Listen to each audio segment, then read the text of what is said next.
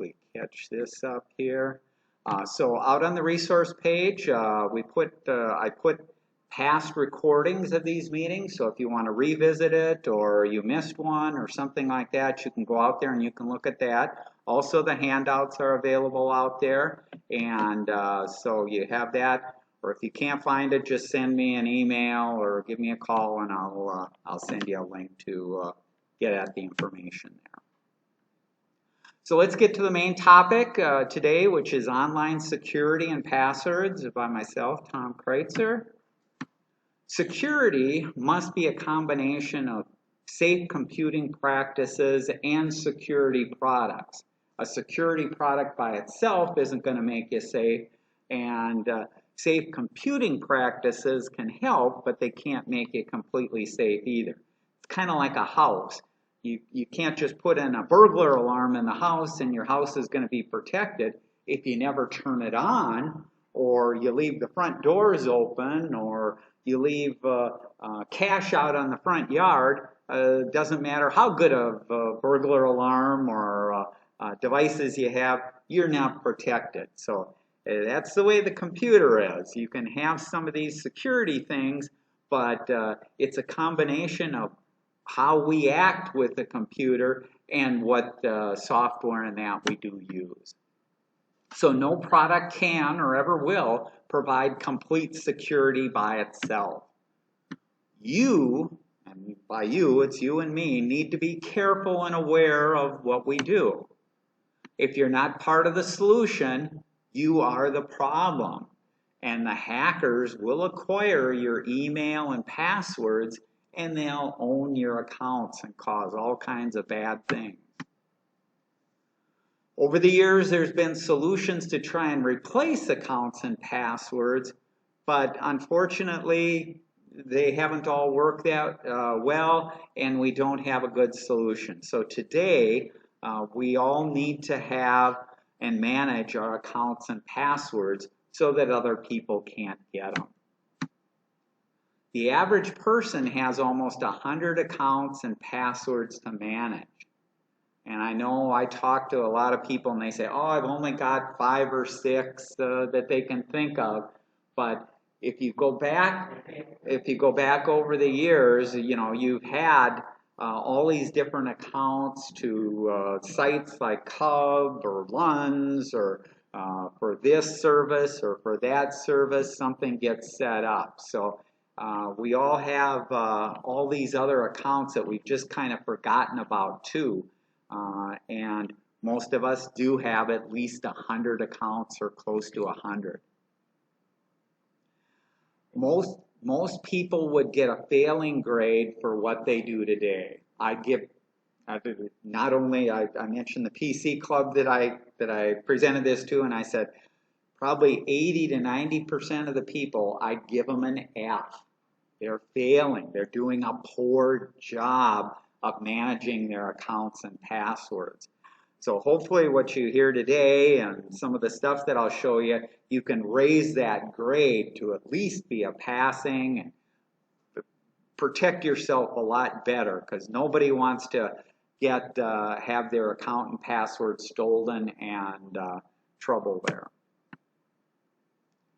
Okay, we all know better, we just don't do it. This is a graphic of the human brain, left and the right side, and these are some statistics that are out there.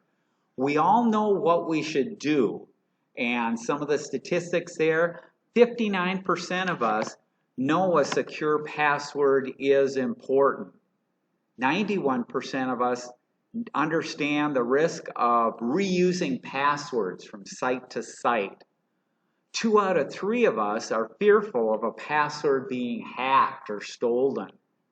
75% consider themselves informed on password best practices. So you've heard, well, change your passwords and make them long and things like that. 72% consider their passwords sufficient protection for their online information. Now that's what we know, and if you ask people, that's what they'll say. Now, what do they do? We continue to exhibit these poor password habits. 41% of us choose a password that is easy to remember. 61% of us use the same or similar passwords for different accounts. They'll use, it used to be in the old days, people would have 6 or 8 accounts and they'd use the same password for every one of them. That's a bad thing to do. And actually, the younger you are, the more you do it. Millennials, 65%, Generation X, 52%, baby boomers, 45% reuse. 55% of us do it even though they understand the risk. They just can't think of a new password, or they don't want to remember a password, or it's just easier for them to reuse a password from another site there. The number one reason people change their passwords is because they forgot it. They aren't changing it to make it more secure, or if there was a data breach where the password may be known out on the dark web, and that they do it because they go out to a site and they go, I can't remember what I did there, so they change it there. Okay, the strongest passwords, we create the strongest passwords for banks and financial institutions. 69% use strong passwords there. Shopping, 43%. Social media like Facebook and Twitter and Instagram, 31%. And 20% for these other sites. We consider them, well, we're not really concerned. If somebody got in there, it doesn't really matter. But it really does matter. So this last part at the bottom of the brain, they're talking about you rely on personal information to create and remember your passwords. Everybody does that because you want something that's a little memorable there. So 40% are afraid of forgetting their passwords. Women are more afraid than men. 55% of women are afraid of forgetting their passwords. 39% of men are. And what people use to remember their passwords or as their passwords, 47% will use family names or initials. 42% will use significant dates or numbers like a street number or a phone number or things like that. 26% use pet names. 21% use birthdays. 14% hometowns, and 13% school names or mascots. So that's not a good thing, and we'll talk about ways to protect there. So today we need to be protected from these things out there. There's cyber criminals out there who target all of us and a large number of people in the hopes of stealing information from a small percentage who are easily tricked or have not adequately protected their PC. Their accounts and their passwords are easily guessable or have been involved in data breaches. There's been all kinds of problems. It's a multi-billion-dollar business. Data breaches expose accounts and passwords to hackers. Each year there's about 1,000 businesses who hackers have broken into and gotten access to your account and password. That's why we have to keep changing them, because if the crooks have the old password, it's not going to do them any good. But if you haven't changed the password, that old password is going to get them into that. And if you use the same password on one site as another site, they're going to be able to get into that other site. And so it's a really bad thing there. Companies continue to capture information about you and can use or sell it to other companies. So they're always trying to collect information there. And then there's hackers out there who just do it for the fun of it. It's a game to see how many people they can fool or if they can get access to an account and create trouble there. So this is why you need a password manager. Passwords are terrible, but we don't have a better solution to replace passwords. So we have to make the best of it. For security, you must use a different, non-guessable, strong password for every site we use so that a data breach on one site doesn't expose dozens of other accounts and sites that we may have. The only way to accomplish this feat is by relying on a password manager.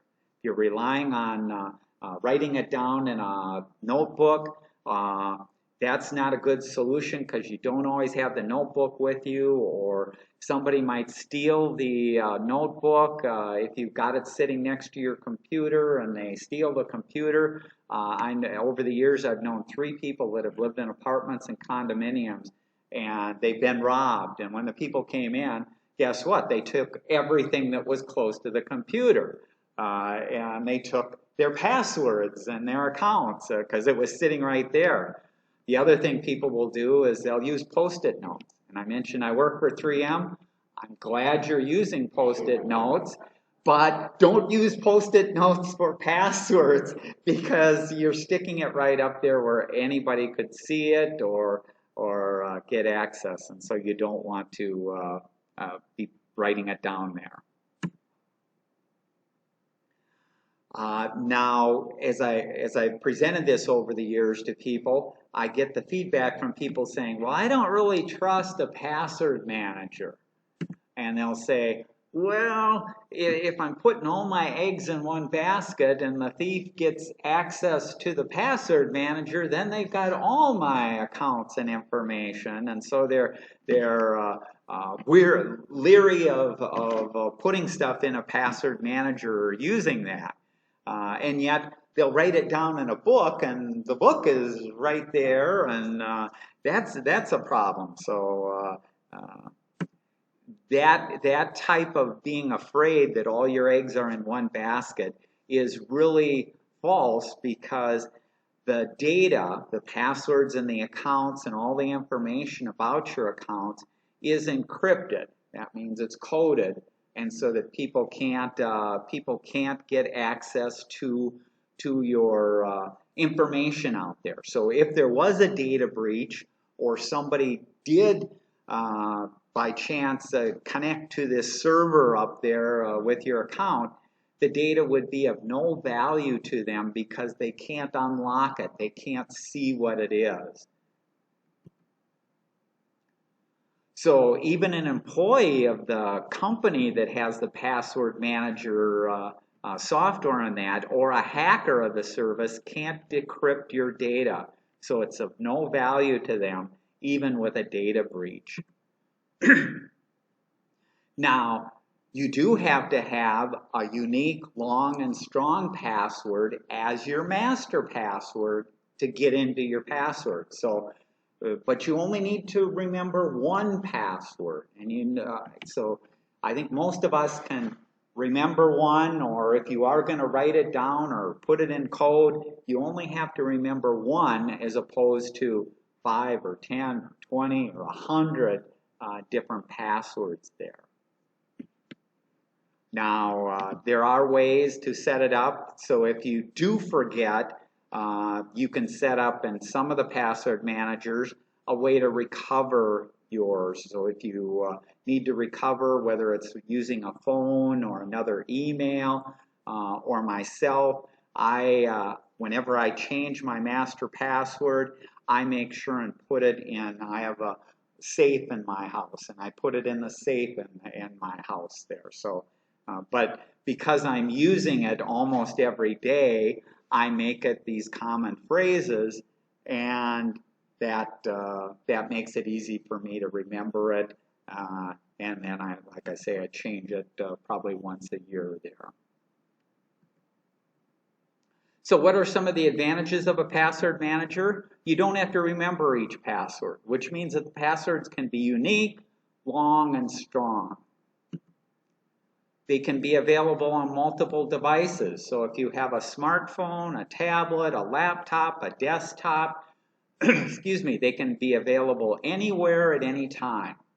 So even on a public computer, if you can get into your password manager, you have access to that. You don't have to carry around that notebook or that. The password managers can also create strong passwords for you, so they can generate those for you, so you don't have to think them up or wonder if you've reused this name or the name of your pet or whatever. Oh, I'm going to add a number at the end, whether it's the current month and year or phone number, part of a phone number or something. No, you don't want to do that.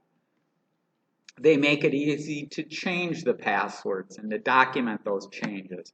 Instead of a notebook where I'll see people scratch off items and write over it, and then they're not sure, well, did I change it or didn't I? Or is this a 1 or is this an I or what is it? You don't want to be in that situation. Also, you can do what's called cloud backup, and you can track your old passwords so you have access to all this information about the passwords and as you've changed them over the years. It's safer than storing your accounts and passwords in a browser or other methods. Today, a number of the browsers do have an option to save your accounts and passwords, and they're better than the spiral-bound notebook or stuff like that, but they aren't as good as a password manager for their features and functions. Okay, what are some other features that you have in a password manager? Or if you're going to buy one or use one, cost can be a factor there. Some of the password managers come with a free version that has ads and has some limitations, and then if you want some of the other features, you pay, and that pay could be so much per year or per device, so there's different costs associated with it. The one that I'll be talking about, I mentioned I'm thrifty, I use a free one, and that's what I recommend people start out with, is the free one. And if you need more features, you can then buy some of the additional features if needed. Another feature that they have is what's called automatic capture, and that capture, as you're creating a new account or a password on a site, or if you're logging into a certain site for the first time, it will capture your account and password information and create an entry in the password manager automatically for you. So it makes it easy. You don't have to manually type it back in or copy and paste or things like that. It'll automatically kind of set this up. Another feature is the automatic replay. So once you've got this information in the password manager, next time you want to log into that site, it should be able to take the accounts and passwords out of there and automatically fill in the fields out on the site there. If it doesn't fill in the fields, they all let you copy and paste information into a password or that, but obviously it's easier if it automatically fills it in. Another feature that you see is what's called fill web forms. So if you've been out to sites where you've had to put in your address or your name and phone number and even credit card information, they can automatically fill in some of that information for you also. So all you do is set it up once, and then you can reuse it on any of your other sites and that. A lot of them also retain a history of the passwords in case you need an old password or just want to know when you last changed a password. It can be handy to take a look at that and say, oh, my bank account, gee, the last time I did it was a year ago, I better change it now. These password managers also let you support multiple identities. What that means is to log into an account, you may have multiple accounts. Myself, for things like Gmail, I have my Gmail account. I work with the 3M Personal Computing Club. I have an account for them.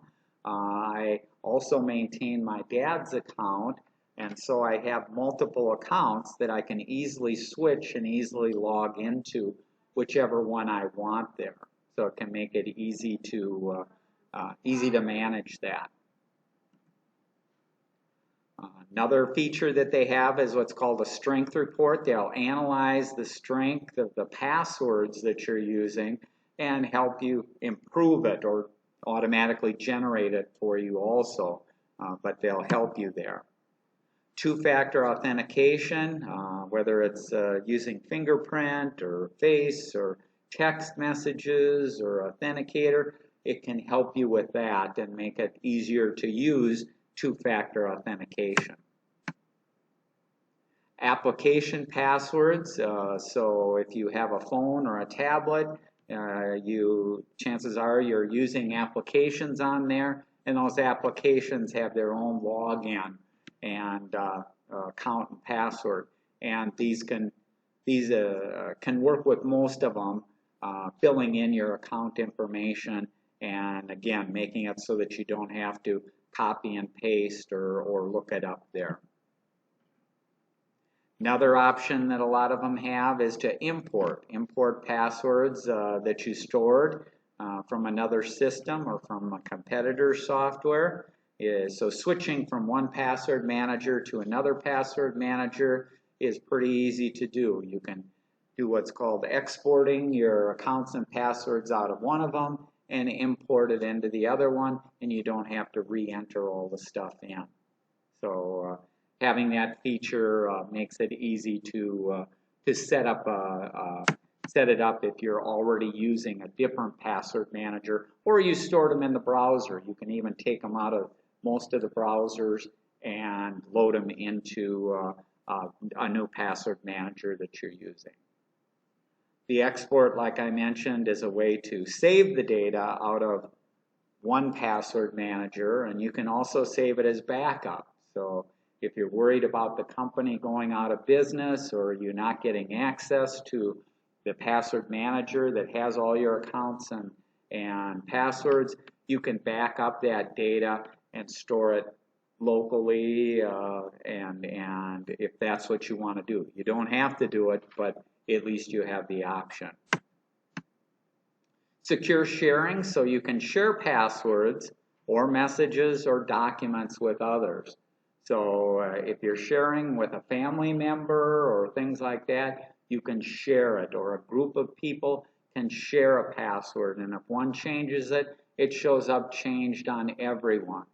So you can, and this also works if you were in a work environment and there's a group of people that are working on a project, and you can share things too. Kind of following along with the sharing is there's the digital legacy. None of us live forever, and if you've got accounts and passwords, how do you make that information available? Well, you can grant access to an inheritor in the event that something happens to you. And then there's online file storage to store these things, whether it's files like a will or a passport or different things. In addition to your passwords, you can store some of these other documents if you want. Now the package I use, it's called Bitwarden. We'll talk about it now. In the past, I used to use a package called LastPass, and I had used LastPass for 15 years up until last year. Last year, LastPass decided that they're on their free version. They wanted to start charging if you were going to use it on multiple devices. And that's a feature that I liked. I like the ability to access my passwords from all these different devices. And I mentioned that I'm thrifty, so I started looking around for another package that would do everything that I wanted, and yet I wouldn't have to pay for it there. And Bitwarden is the best package that I found, and has been recommended by a number of sites and places there. So I use this Bitwarden, and there is a website, and you can download information and download it to your different devices from this site. It's what's called open source software. It has a free tier that has very few limitations. There are no ads in it, and it has all the features that I need. I can store an unlimited number of passwords and sync them across all of my devices. So I have a phone, tablet, I have an Android device, I have an Apple device, I have Windows desktop, but it also works on a Macintosh, so it works on all these different devices there. Bitwarden offers native applications for Windows, the Mac OS, Linux, an Android tablet or phone, or an Apple tablet or phone. Bitwarden works with a number of browsers, including Chrome, Microsoft Edge, Firefox, Opera, and Safari. You can also enable multi-factor authentication if you do use an authenticator app, and that's all with the free version you can do it. When I did switch, I exported my LastPass accounts and passwords to a file on my PC, and then I imported them into Bitwarden with no trouble and under a couple of minutes. And all of my accounts and passwords are ready to use, and I could access all the sites. Bitwarden does have a premium version that you pay $10 a year for. It provides, if you wanted to store those files up on the server securely, then you need space. And the $10 gives you 1 gigabyte of encrypted file storage. It also lets you do two-step logins using a physical key. It's like a flash drive that you plug in, YubiKey, 2BF, a dual. Most people don't use those, but if you do need that, they do have the capability. They have a number of Vault Health reports, and they have an option for some additional emergency access features if you need those features. And this I list a review by CNET, which is a company that I trust and gives unbiased reviews of things. So you can take a look at that, and that's on the website and things like that also. So let's take a little demo of Bitwarden here. Let me see if I can bring it up here. Let me go back over here. Close that. So I've loaded Bitwarden on this machine, and I put the browser. I use the Chrome browser, but it works on almost all the browsers in that. And after you install it, you get a little icon up here. And this is what the Bitwarden icon looks like up in the top right-hand corner here. And I know it's probably hard to see, but there's a little padlock in it right now. That means it's currently locked. So if somebody got access to my computer and attempted to try and get access to my passwords and that, they wouldn't be able to get access there. So right now it's locked. What I can do is I will click on it here, and I can put in my master password, which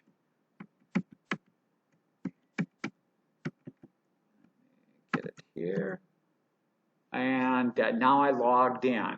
And once I'm logged in, it gives me access to a number of different things in the password manager. So the password manager, if I'm currently on a site that it has a login for, it'll show that login. So right now I'm on this Google page. Well, I could log into Gmail there using my this account. I could log in. It is also showing me if I wanted to fill in credit card information or that on a site.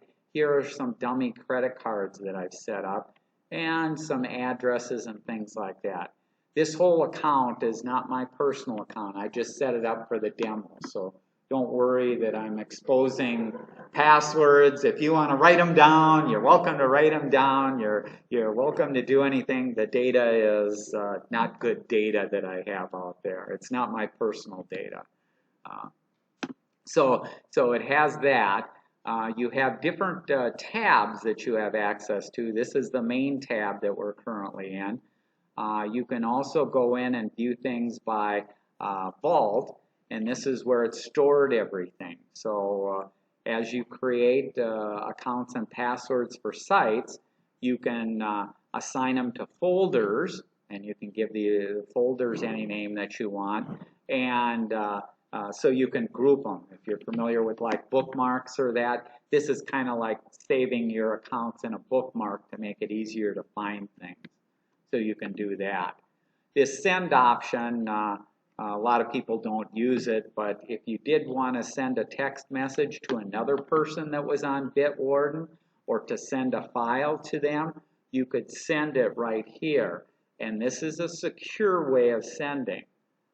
If you're not familiar, if you're sending in an email or sending in a text message somebody, you don't want to be sending them things like social security numbers or passwords or any kind of confidential information, because somebody could be snooping at what you're sending back and forth. And so this is a secure way where somebody can't snoop and see what you're doing there. This next thing is a generator, and this will help you generate passwords. So you can generate passwords.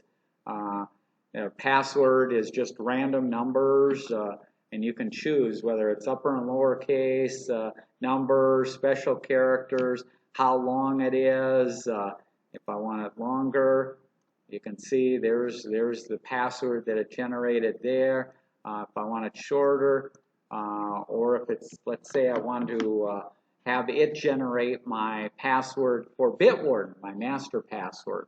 Well, I don't want to remember all these letters, or I won't remember all these letters, so I maybe want something that I can remember. Then I might want a passphrase, and a passphrase is words, and I can just have words and numbers, or just words there, and I can keep regenerating till I find one. Claim Scotch bubble. Maybe I want to use that one. So you can have it generate these passwords, and you can keep having it generate until you find one that you can remember easily, or that you might have you won't have to write down and keep track of there. So it can generate these passwords for you, and that's where you start getting these longer passwords that are unique, that somebody else could never guess that it's your password, because it's not a name of your pet, it's not part of your name, it's not part of your phone number, it's not these other things that are guessable there. Okay, the other tab here is for settings. We won't go into the settings, but I'll talk a little bit later about some of the settings that you may want to change. So this is what it does there, and let's see, what do I want to show now?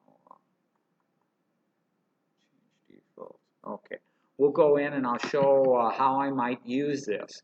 So I've already recorded for this account. I've recorded an account and a password to get into the Starbucks website.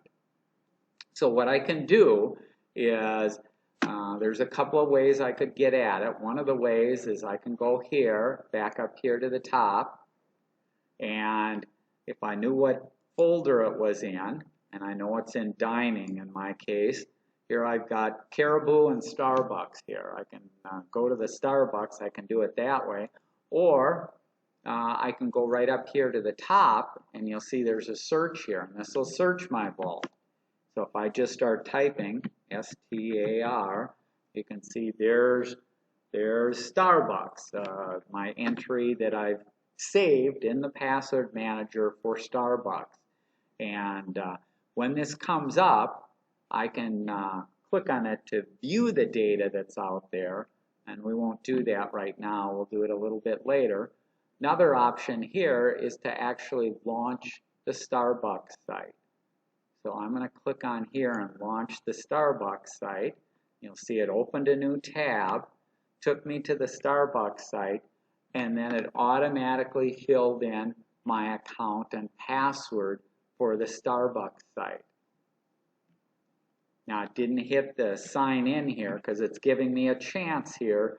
If this was not the correct profile that I wanted to use, or let's say I had two different Starbucks accounts, this up here would have, you can see this says 1. This means that there's one entry in my password manager that matches this website or this site to go to. So I only have one, but if I did have two different accounts, I could go up here and select the second account or whatever account I wanted, and then when I've selected it, it'll automatically fill in the information. I click on this, and I'm logged into Starbucks here. So it makes it easy to get there. I didn't have to write down, I didn't have to copy the password and paste it or anything like that. It was kind of all transparent. But let's take a look at the information here. So let's go back up here. I'm going to click up here. And here's our entry in the password manager for Starbucks. I can go out here and I can see what the information is and that is stored there. And I can actually edit it if I do want to change it. So let's go in here and we'll edit. I can give it a name. So this is a name that I chose for this entry, and I put this in. This is the account or the username that it's going to use to log into Starbucks. This is the password that it's going to use. And then there's some icons out here. This icon will show me what it is. There's the password that it used to log into Starbucks there. If I wanted to change this password, here's generate password. I can go in and it'll say, are you sure you want to overwrite the current password? I can go in here and I can generate a new password. Let's say I wanted to make it 40 characters long or 32 characters long, and I wanted it this, and I wanted all these things. I could change it to the new password there. We won't do that right now for this demo. The other thing I can do is there's this little icon out here with a check mark. And this check mark will check to see whether this password has been exposed in a data breach anywhere on the web. So if I click on this, it's going to say this password was not found on any known data breaches. It should be safe to use. If you are using a password that had been exposed or that, it would show up in red there and warn you that you better change your password right now because it has been exposed and somebody could buy it or get access to it, and your information could be compromised. Okay, and this is where you can assign it to different folders, and you can create new folders. So you can organize. When you first start out, you may not have that many. You don't have to have folders, but as you get more and more passwords, you may want to break them out by different categories there, or like you have bookmarks and things like that. It also lets you do free-form notes. So you can put notes about this account, and some accounts, like on a bank or that, they may have challenge questions and answers. Well, you can document the challenge question and answers in here to make it easy when you log into that bank account for getting that information. So it's kind of nice there. And it also lets you do custom fields. Most people don't use the custom fields, but it's a more advanced option if you do need it, or if the logon requires additional pieces of information, you can set them up in here. Let's go back here. The other thing I mentioned, it keeps track of the history, so it'll tell you when it was last updated. So the last time I added any information in here, the last time I changed the password was this date, and this is the password history. So in this particular case, twice I've changed the password, and we can take a look at that. If I click on here, here's the last 2 times I've changed the password, the date and the time that it changed it there. So it's keeping track of all that information for us automatically, and it's available for us to look at or get access to at any time there.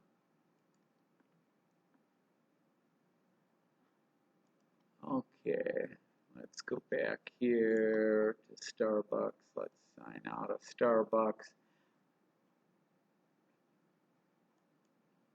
So if I had logged into any other website that I didn't already set up and Bitwarden, or it's a brand new site that I've never been to and I'm creating a new account and putting in a password, what Bitwarden is going to do, since it's kind of monitoring everything that I'm doing there, it's going to say, looks like you are you put in a new account and a password there. Do you want to save that entry in Bitwarden? And it'll automatically save that entry in there. And then you can go in and edit it and change the name or add notes or whatever you want, but it'll automatically suggest saving that in the password manager for you. So it makes it easy to use that. Now the way that we were using it is I was clicking up here and kind of it dropped down and filled stuff in here, and when I clicked anywhere else this kind of went away. Well, if you want it to stay up, there's a way to, on this top left, to pop the window out. What's called popping the window out, and it pops the window out, and now I can move that anywhere and keep that up and have my websites up or things like that. So if you do need it popped up and want to operate that way, you can pop the window out and operate that way too. Let's go back up here.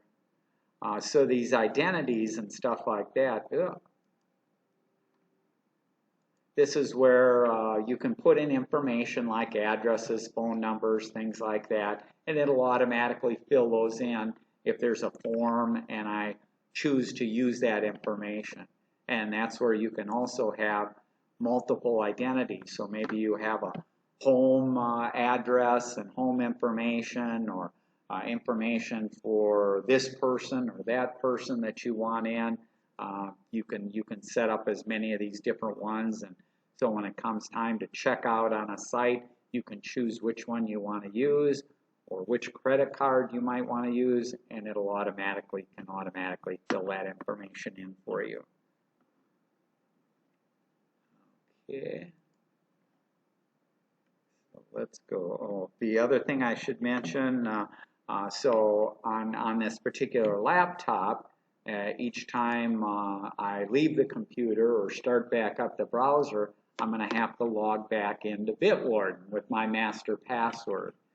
On a telephone or on a smartphone or a tablet, if your phone or tablet has the capability of a fingerprint reader or a facial reader to log you in, you can set that up also. So Bitwarden can use that, and you don't even have to put in the password there for Bitwarden. It can use the same as you're using on your phone or tablet there. Let's go back here. Oh. So I mentioned there's some settings in Bitwarden that I recommend changing if you are going to use it. There's a vault timeout, so when it logs off or that, and you can set that to whatever you're comfortable with. It can be a matter of a few minutes or up to an hour or never. If you are putting stuff in clipboard and copying it and then pasting it into sites, you can clear the clipboard after X number of minutes so that the password doesn't stay in the clipboard for somebody else possibly to see or get access to. So you can clear that. By default, Bitwarden does not autofill the pages. So when I went out to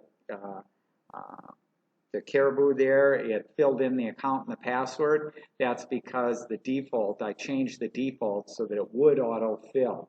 The normal default is it doesn't autofill. So I recommend changing it to enable the autofill on page load.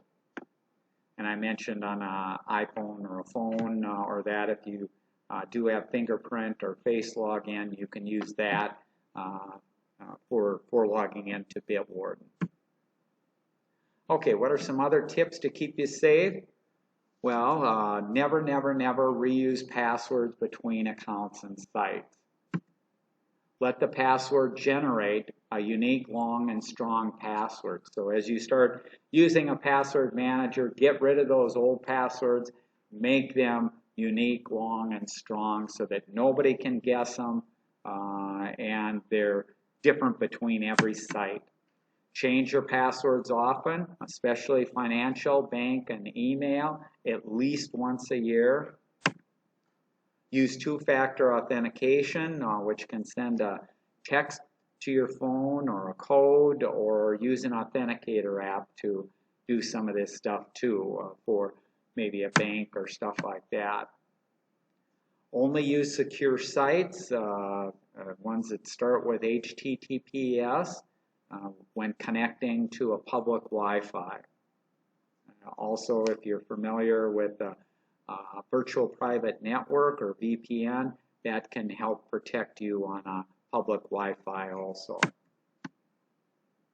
Act immediately when notified of a data breach. So if you get an email or that from a company that you deal with and there's been a data breach, you want to make sure and change your password immediately so that that doesn't, somebody can't get out to your account and get control of it.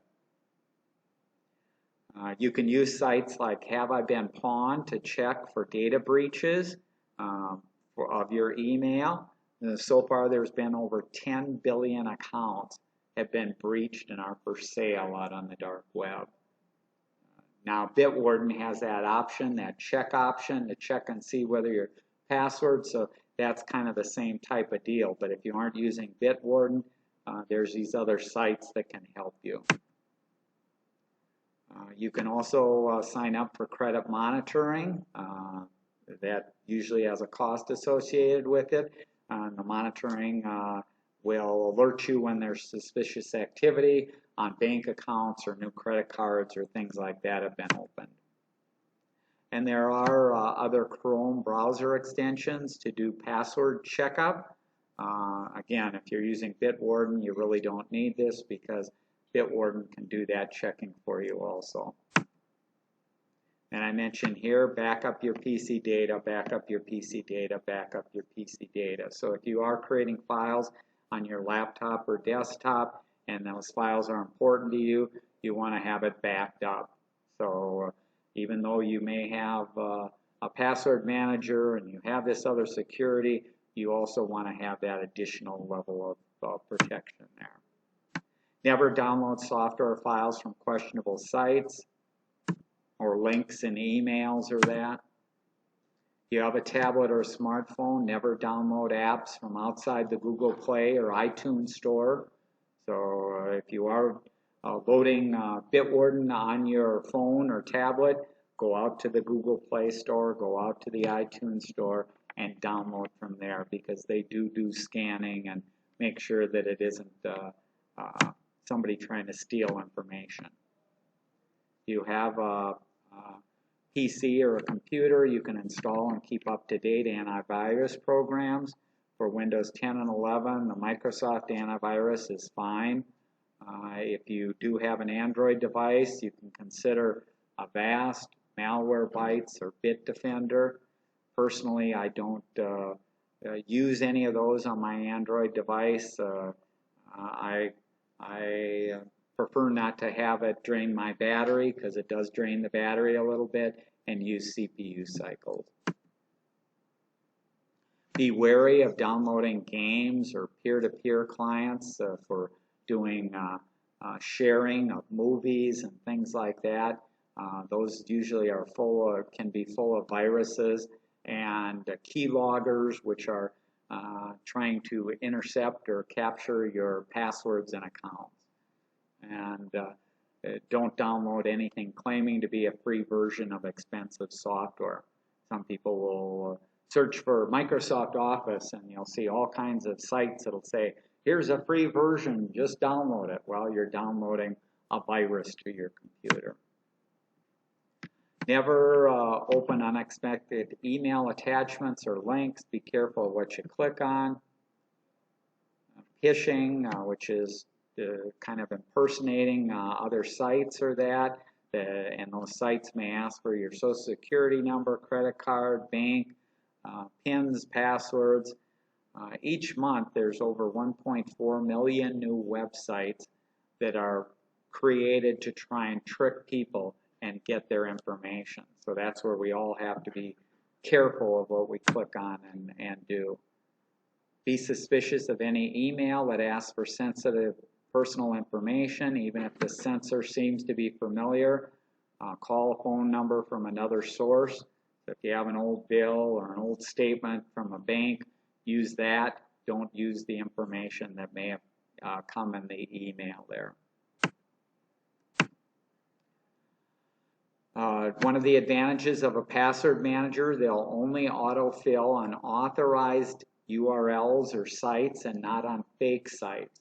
So a number of fake sites, let's say like the Caribou there, somebody may create a site that instead of Caribou, it says Caribou. It's a plural there.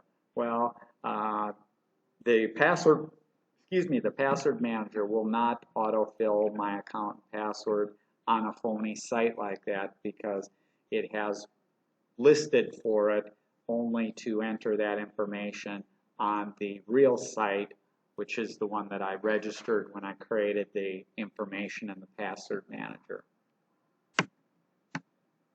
If you use a public PC, even at Carondelet here, if you use one of the public PCs, log off when you're finished and close the browser completely.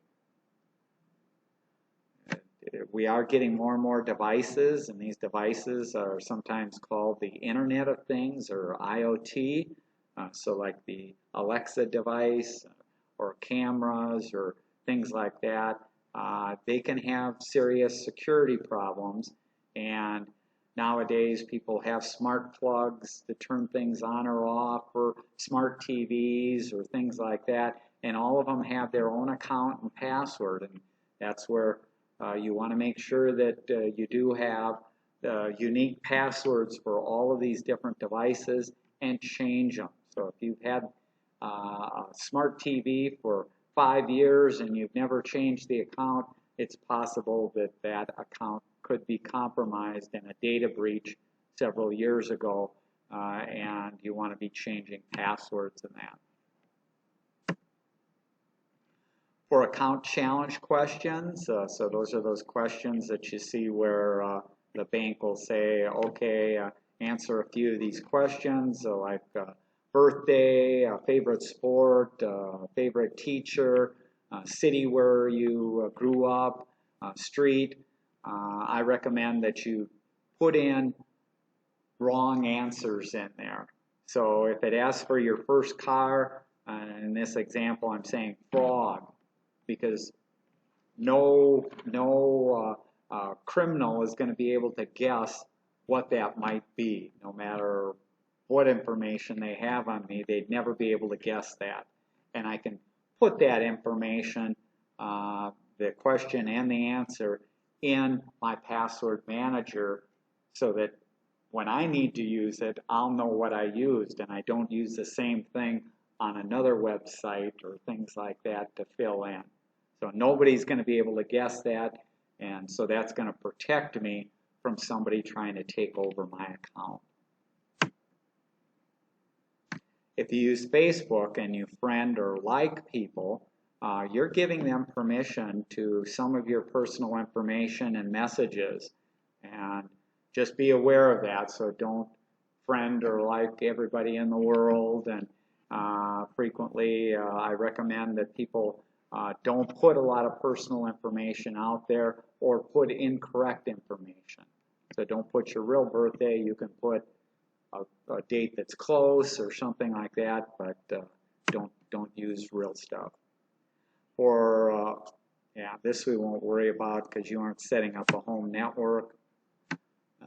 Additional links, if you are want to take a look at different password managers, I recommend PC Magazine does a very good review where they go over a number of the different password managers, and they also talk about the best free password managers out there, of which their current recommendation is also Bitwarden. So, but if you're looking for other potential ones, you can take a look at what they might have. Okay, that's the end there. Questions, comments? Yes. I have a question on one of the things under the tips and keys data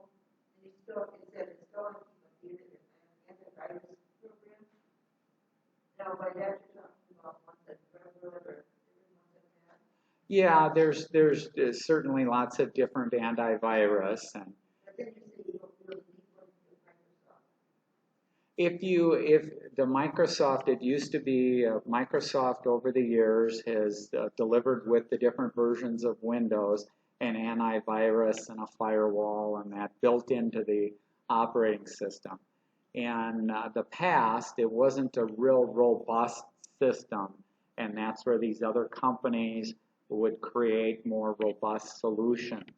Over the years, the Microsoft solution has gotten better to where it's okay. It's not great. There's these other antiviruses which may have a few more features and functions, but the basic Windows that comes free with it gives you basic protection and is adequate for most people there.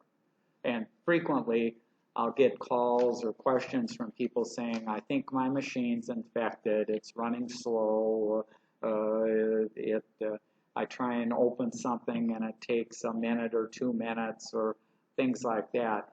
Most of those problems are not, probably 95% of the time, it's not a virus.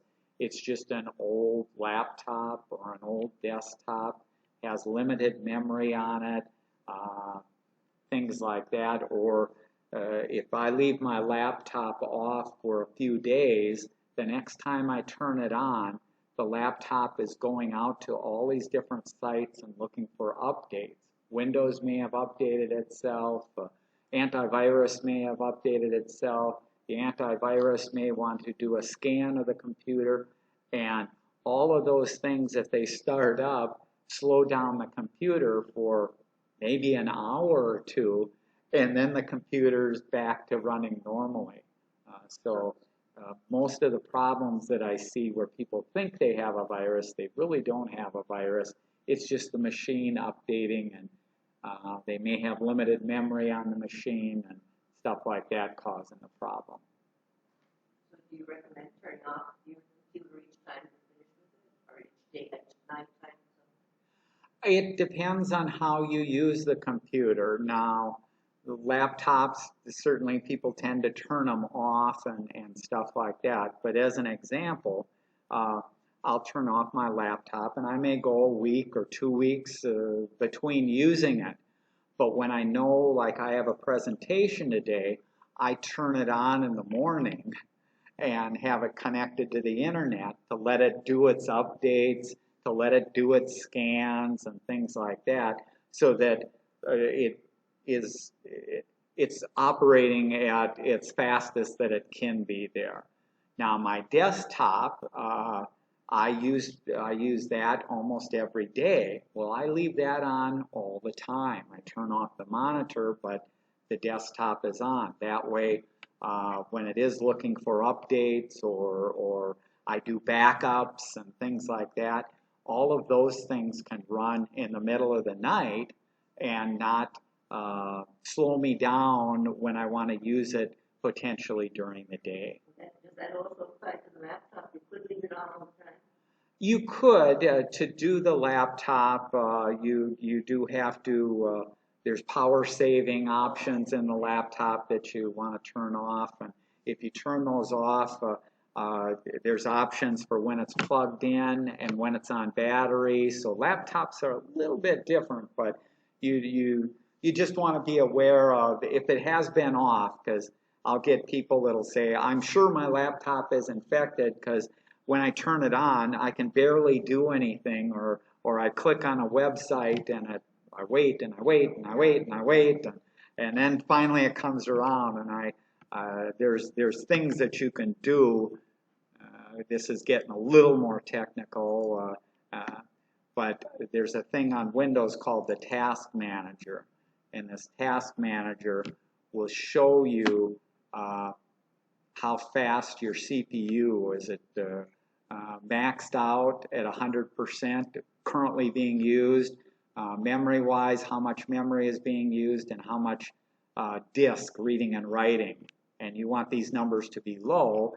If the numbers are up 50, 60, 70%, your machine's busy doing things. And even though you may not have a browser open or are doing anything, there's hundreds, if not thousands, of things in the background where it's looking for updates, it's doing virus scans, it's indexing your hard drive, it's cleaning this up.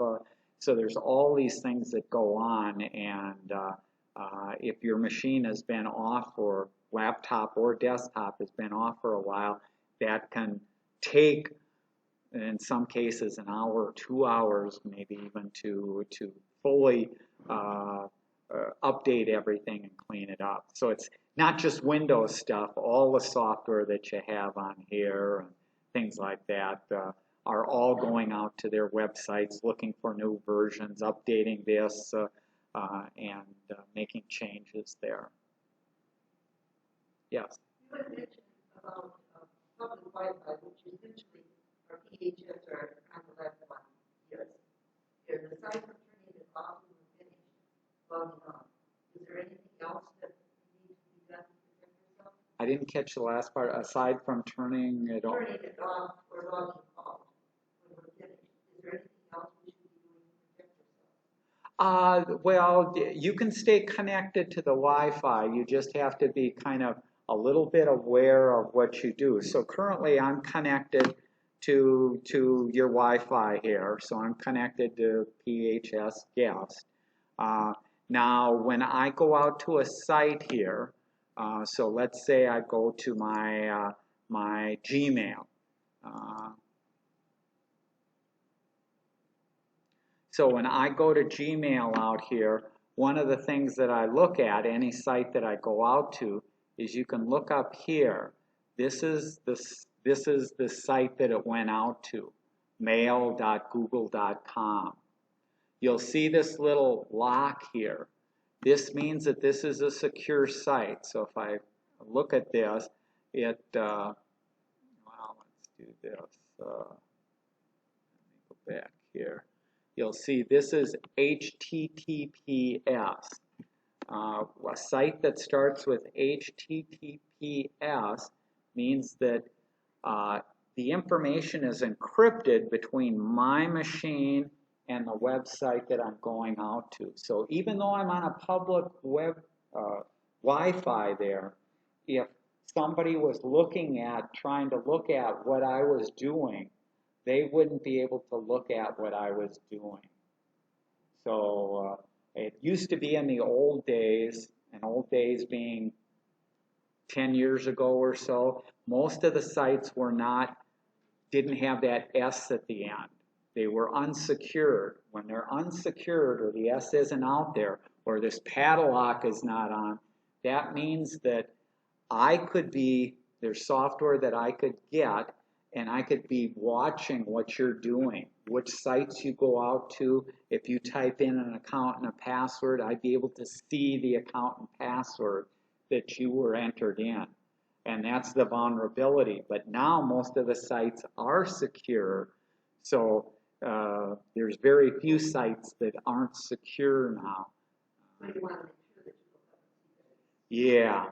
So using the Presbyterian site here, I watch to make sure that it does have the padlock and that, but leave your computer on if it's more convenient for you to leave your computer on. You don't have to disconnect it all the time. You don't have to, you don't have to be afraid that somebody is seeing accounts and passwords and things like that. But even when I go on, Yes. And like I say, probably today, more than 90% of the sites are secure sites.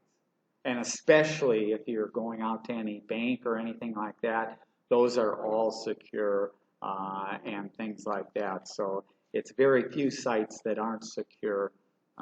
Whereas 10 years ago, the majority of sites were not secure. So it was the reverse there. Most of it weren't, because in order to do this security, I mentioned that the information going from here to the server gets encrypted, which means that, you know, a password, a code there, and so somebody in between here just looks like garbage.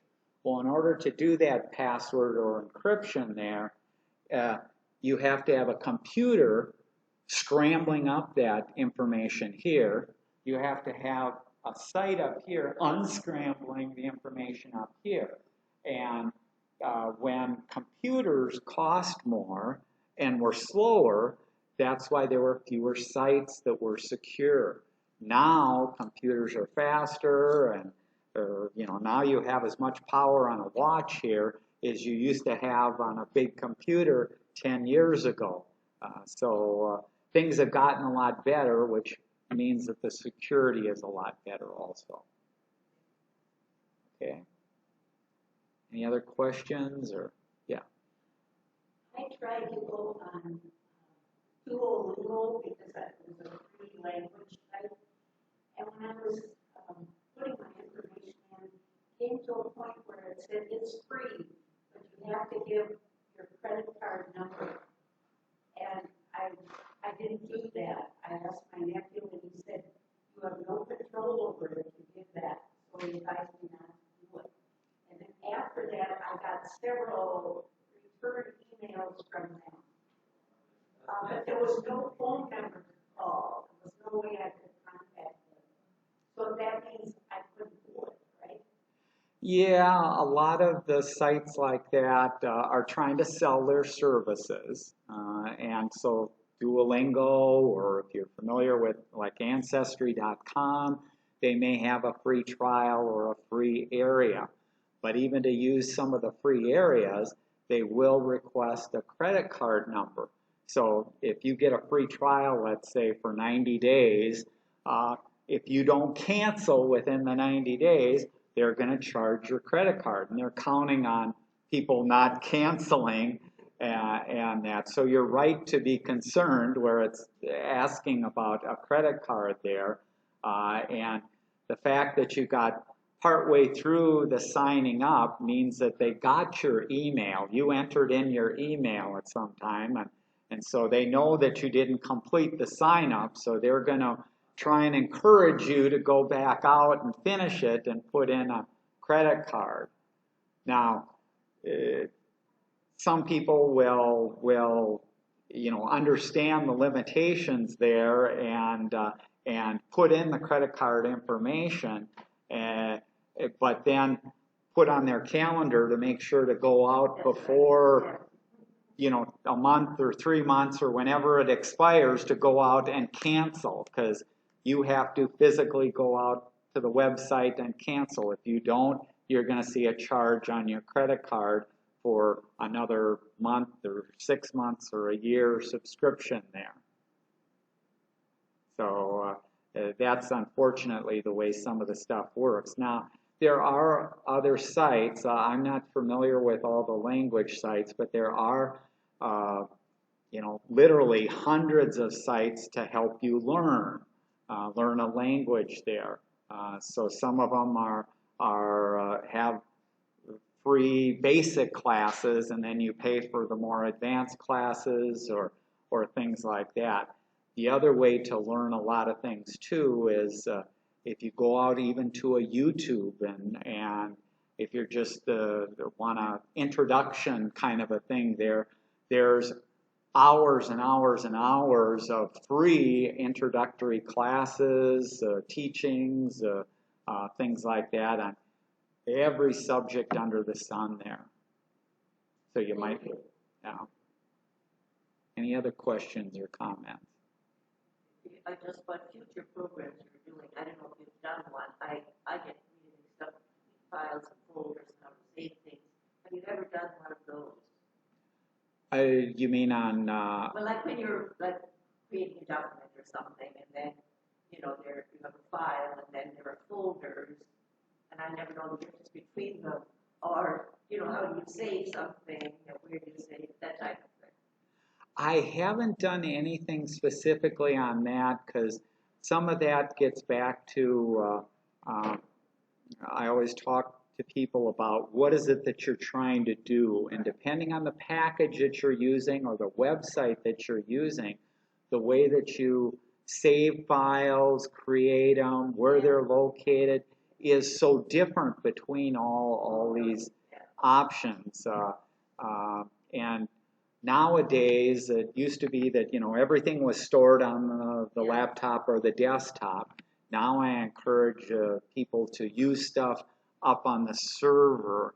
And so instead of buying like a Microsoft Office or doing stuff, well, you can do stuff up on Google server or even the Apple. If you have Apple devices, you have access to numbers and things like that, which are their packages for doing spreadsheets and word processing and presentations. So there's a ton of different ways of doing it. Each one may save the files. And it's kind of like what we were talking about with the passwords. If you've got 20 passwords, you don't have to organize it too much because you can look through a list of 20 things. So if all you create are 20 files, you don't have to have a lot of folders or anything. It makes it harder. But if you've got 100 files or you've got 1,000 files, and the example there that I use for people is I do photographs. Well, over time, the more and more photographs you have to organize them somehow. Are you going to organize them by year or by subject, or you have to pick out something to organize it there. Yeah. Any other questions or comments? Thank you very much. No, thanks for coming there. And next month it'll be on the smart voice speakers there and that. So, yeah, Alexa, I'll show demos there. Okay, thank you.